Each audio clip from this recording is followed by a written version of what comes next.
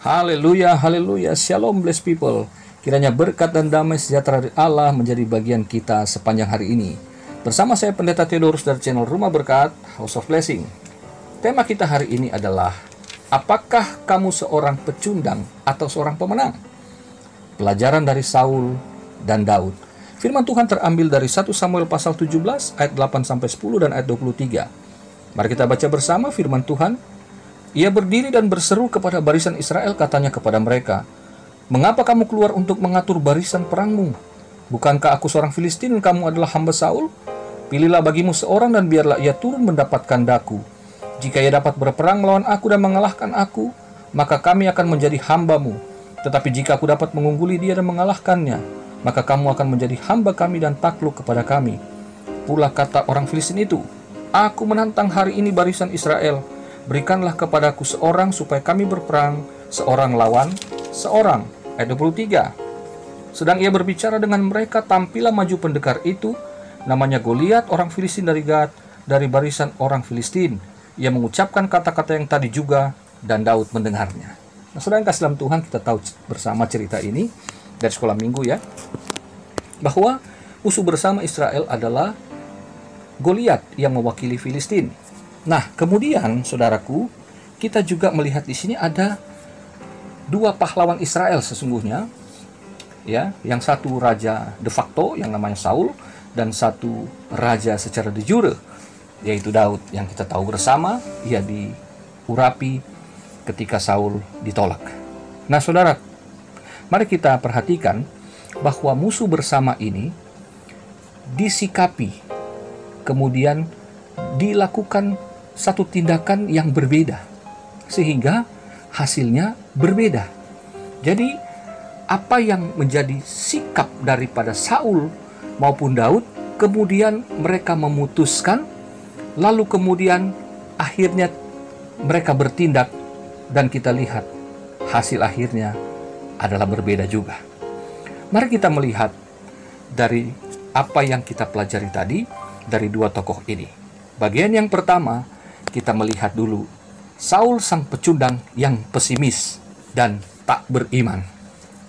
Poin pertama, Saul melihat musuh dari ukuran dan bobot. Ayat yang keempat. Poin kedua, Saul melihat musuh dari perlengkapan perang. Ayat 5-7.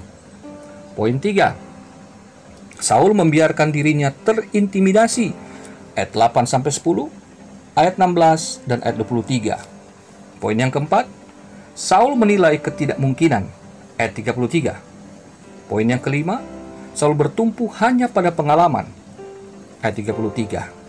Dan poin yang keenam, Saul akhirnya kehilangan semangat. Di ayat yang ke-11. Saudaraku yang terkasih dalam Tuhan, dari apa yang kita pelajari mengenai Saul, saya mengatakan ia pecundang yang pesimis dan tak beriman. Karena dari poin-poin yang saya sampaikan tadi, kesimpulannya ialah Saul melihat musuh, melihat Goliat secara fisik yang kasat mata, dan kemudian apa yang dilihat itu mengintimidasi dirinya, sehingga ia kemudian kehilangan kepercayaan diri, dan ia kehilangan, yang terpenting adalah ia kehilangan iman kepada Tuhan, dan itu pada akhirnya membuat ia kehilangan semangat bertarung. Bukankah ini seringkali terjadi juga dalam hidup anak-anak Tuhan? Saudaraku, apa yang saudara dengar mengenai berita tentang corona beberapa bulan terakhir ini? Apakah dia seperti Goliat yang hebat? Bagaimana saudara juga yang dirumahkan atau bahkan di PHK? Apakah saudara juga melihat itu sebagai Goliat? Bagaimana saudara-saudara yang punya usaha, saudara yang berbisnis, saudara yang punya usaha-usaha yang cukup besar bahkan mungkin? Apakah saudara melihat dengan adanya penurunan omset, bahkan juga mungkin ada yang harus gulung tikar?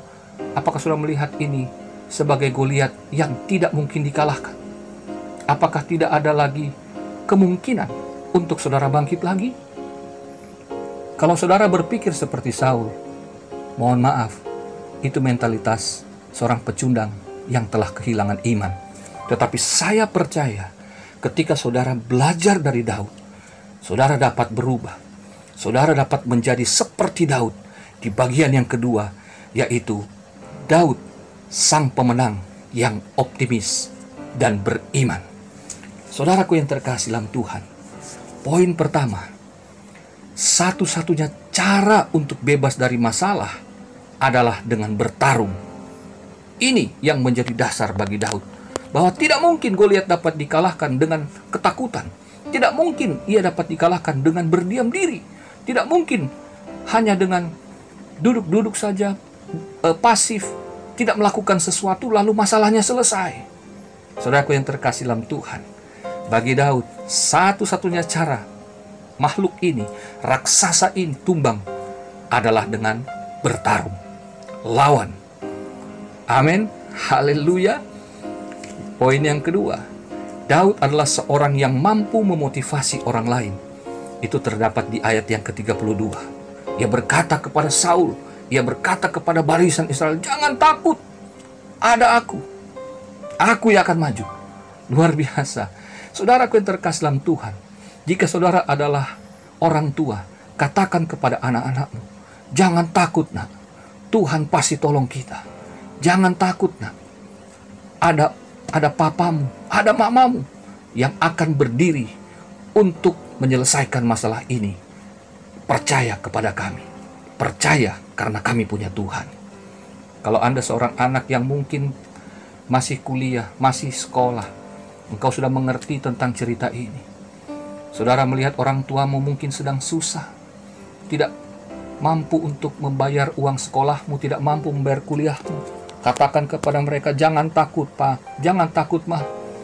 Ada saya akan terus maju. Saya akan terus bertarung, saya akan fight, saya akan tetap sekolah, saya akan tetap kuliah. Saya percaya Tuhan pasti buka jalan. Sebab itu poin yang ketiga, Daud selalu melihat kemungkinan menang. Dia 33 sampai 37. Ia berkata, dia boleh gede, dia boleh raksasa, tapi saya melihat dia bisa dikalahkan. Kalau aku pernah mengalahkan singa dan beruang, makhluk ini tidak lebih daripada singa dan beruang. Ia pasti kalah. Jadi saudaraku, dalam saat situasi seperti ini, mari kita selalu dapat melihat bahwa kita umat Tuhan, kita orang percaya, kita harus selalu melihat kemungkinan menangnya. Mau corona kek, mau di PHK kek, usaha bangkrut kek, pasti ada peluang baru Tuhan akan buka. Pasti ada kesempatan baru, pasti ada jalan baru. Sebagaimana Israel keluar dari Mesir yang tidak ada jalan, hanya ada laut. Tetapi dengan mereka percaya kepada Tuhan, laut terbelah, Israel bisa lewat. Haleluya. Itu sebabnya poin yang keempat, Daud memiliki iman yang besar kepada Tuhan. Dalam ayat 36 sampai 37, ayat 45 sampai 47. Saudaraku, kita bukan hanya punya semangat, bukan hanya punya motivasi, bukan hanya bisa melihat peluang, tapi semua itu terjadi karena kita beriman besar kepada Tuhan. Amin, haleluya.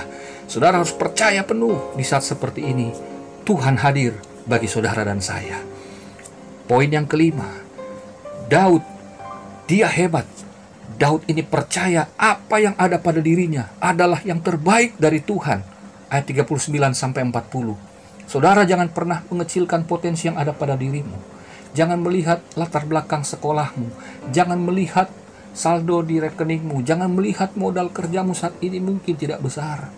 Tetapi lihatlah kepada Tuhan yang besar, bahwa Ia mengaruniakan kepada saudara kuasa, talenta yang besar, sehingga saudara pasti dapat mengerjakan sebagaimana hamba yang punya 5, 2, dan 1 talenta. Mereka diberikan kuasa, kemampuan untuk mengerjakannya. Jangan berpikir bahwa umurmu tidak lagi muda seperti dulu. Jangan melihat masa lalu. Lihat di hadapanmu ada Goliat, tetapi engkau percaya Tuhan hadir bagimu dan Ia memberi kuasa di dalam dirimu untuk dapat menghadapi masalah yang terjadi sehari-hari ini. Amin. Poin yang keenam, Daud ini handal, dia terlatih dengan baik sehingga ia tepat guna. Di ayat 48 sampai 51. Daud bukan sembarangan menghadapi Goliat. Ia telah terlatih sedemikian rupa. Ia terlatih dengan baik sehingga ketika ia maju, ia bukan hanya beriman, ia bukan hanya punya semangat, tapi ia juga punya kemampuan di mana potensi itu telah dia asah. Jadi tidak cukup hanya semangat, tidak cukup hanya dengan doa dan beriman, tidak cukup hanya dengan percaya diri, punya talenta, tetapi juga itu harus dilatih. Saudaraku yang terkasih dalam Tuhan, hari-hari ini masalah dalam hati, dalam pikiran itu mempengaruhi sekali. Sebab itu diselesaikannya dengan cara yang rohani. Kalau saudara tidak terlatih dengan beribadah, dengan berdoa, membaca firman Tuhan, saudara tidak terlatih untuk mempunyai kepekaan secara rohani, saudara tidak akan sanggup untuk menghadapi Goliat yang namanya intimidasi, tekanan-tekanan batin, tekanan-tekanan pikiran. Anda tidak dapat melawan berita-berita palsu seperti hoax, karena saudara lemah di situ. Tetapi kalau saudara terlatih dalam hal-hal rohani, saudara akan punya kemampuan untuk mengalahkannya. Karena yang ketujuh, yang terakhir, Daud sang pemenang mampu menularkan kemenangannya kepada orang lain. Di ayat 52 sampai 54. Saudaraku, majulah bersama dengan Tuhan. Ketika engkau punya kemampuan, engkau asah dengan baik. Kalau engkau terlatih secara rohani dan engkau terlatih di dalam pekerjaanmu, engkau punya pengalaman kerja di masa lalu, di PHK tidak masalah, engkau pasti bisa bangkit lagi. Usaha bangkrut, engkau pasti akan bisa memulainya lagi. Percaya bersama dengan Tuhan, saudara pasti cakap menanggung segala perkara. Haleluya. Kalau kita mengalami kemenangan, tularkan kemenangan itu kepada orang lain. Semangati mereka, saksikan tentang Tuhan, sebagaimana pasukan Israel bangkit semangatnya dan maju berperang melawan Filistin dan mengalahkannya. Demikian kalau saudara mampu bangkit, saudara akan dapat memotivasi dan menularkan kepada orang lain. Mereka juga pasti bisa menang. Amin. Selamat berkarya, selamat beraktivitas hari ini. Maju terus dengan iman. Tuhan Yesus menyertai dan Tuhan Yesus memberkati saudara. Mari kita satu dalam doa. Ya Allah Bapa di sorga, setelah kami dengarkan firman-Mu, terima kasih, kami bersyukur bahwa kami mau belajar seperti Daud yang berani untuk menghadapi masalah karena dia beriman, percaya penuh kepadamu. Bapa di sorga, kami mau berjalan dalam terang firman-Mu sehingga iman kami bangkit dan kami dapat mengalahkan Goliat-Goliat dalam hidup kami, dalam pikiran kami, di dalam apa yang kami lihat selama ini dan kami rasakan. Ketika itu mengganggu, ketika itu melemahkan kami mau kalahkan itu. Di dalam nama Yesus, kami mau berjalan, kami mau berpegang kepadamu.